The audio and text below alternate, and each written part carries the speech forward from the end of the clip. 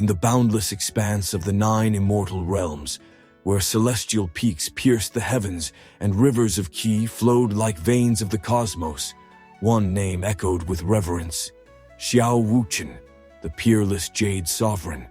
To the myriad sects, clans, and wandering cultivators, he was the embodiment of perfection, a hero born of the stars, his every step a testament to divine favor.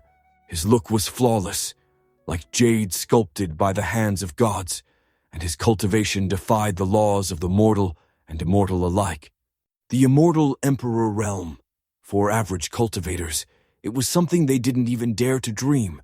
For genius ones, it was something they could accomplish in millions of years as long as they had enough resources.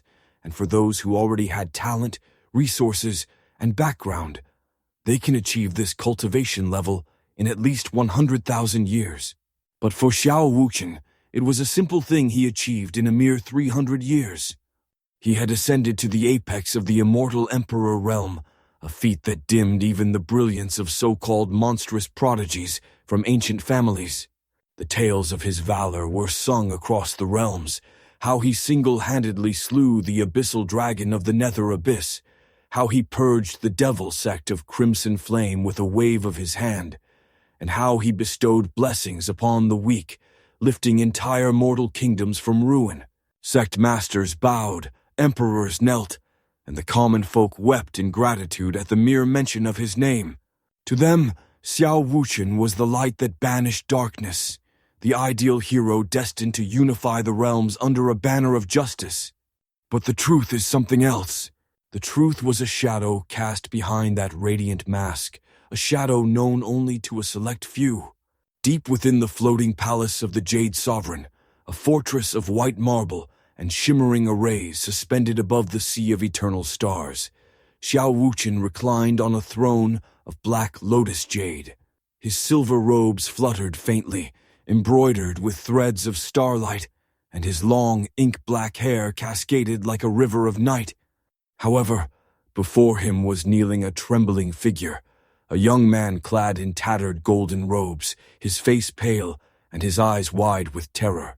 This was Xianxia, the so-called Son of Heaven, a prodigy hailed as the next great hope of the righteous path.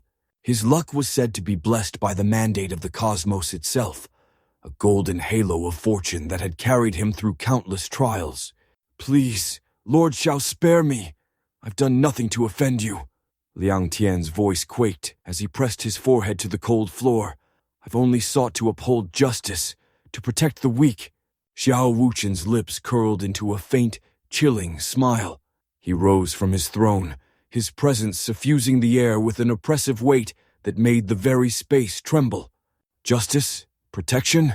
Oh, Liang Tian, how beautifully you weave your lies." His voice was smooth, almost melodic, yet it carried an edge sharper than any blade. "Did you think I wouldn't see through your facade? The villages you saved, raided by your own hands in secret.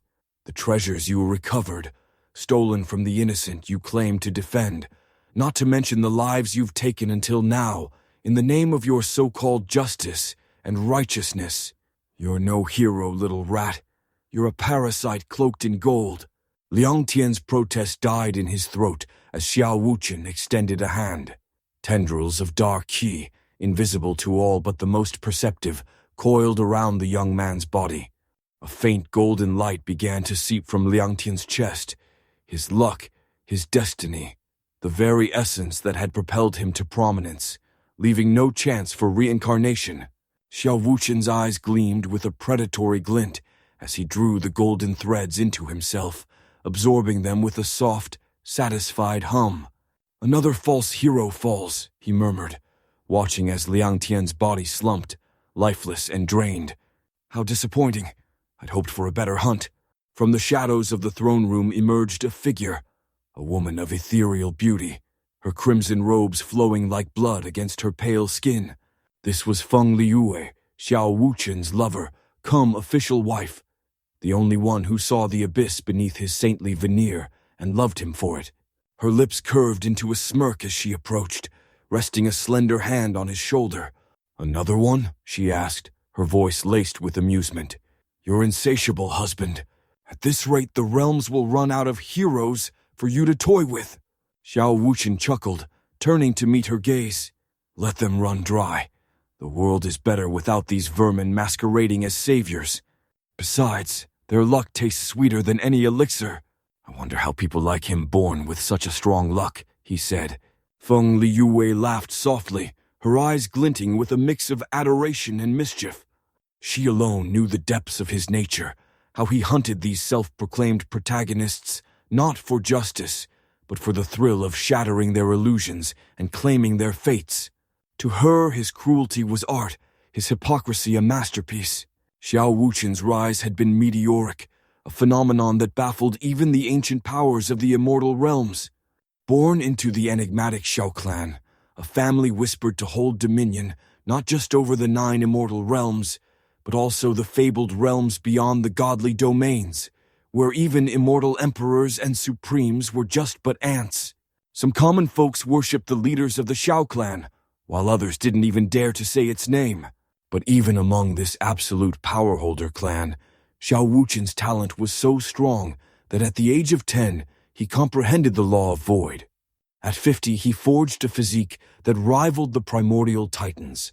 By 100, he had crafted a cultivation technique so profound that it was said to mimic the will of the Tao itself. Yet, the Xiao clan remained a mystery, veiled in rumors and dread. Some claimed they were descendants of a fallen god, others that they were the architects of the realms themselves. Their ancestral grounds, hidden beyond the reach of time and space, were guarded by forces that defied comprehension. Even Xiao Wuchen's parents, the patriarch and matriarch of the clan, rarely appeared.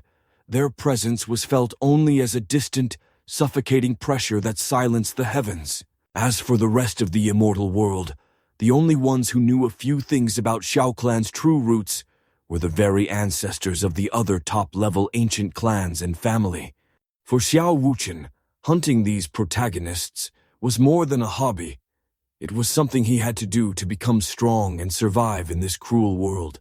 Each kill refined his cultivation and talent, and each stolen thread of luck bolstered his already unfathomable destiny. The irony amused him. The world hailed him as a savior, while he culled the very heroes they idolized, exposing their rot with every strike. Only his closest confidants, Feng Liu, his parents, and the few maidservants who have sworn their loyalty to him, knew the truth of his bloodline. They saw the monstrous power that coursed through him, a legacy that made not even prodigies, but even the leaders of the clans they belonged to, look like flickering candles beside a blazing sun. As he stood over Liang Tian's corpse, a jade slip in his palace hummed faintly. A new target had emerged, a young woman named Su Mei, the Phoenix Reborn, whose rise in the Eastern Realm had begun to stir the masses. Xiao Wuchen's smile widened. Feng Liyue tilted her head, her crimson eyes gleaming. "Shall I prepare the arrays, my love? Or will you hunt her alone this time?" "Alone," he replied, already envisioning the golden luck he'd soon claim. "Let the world sing her praises a little longer. It makes the fall so much sweeter."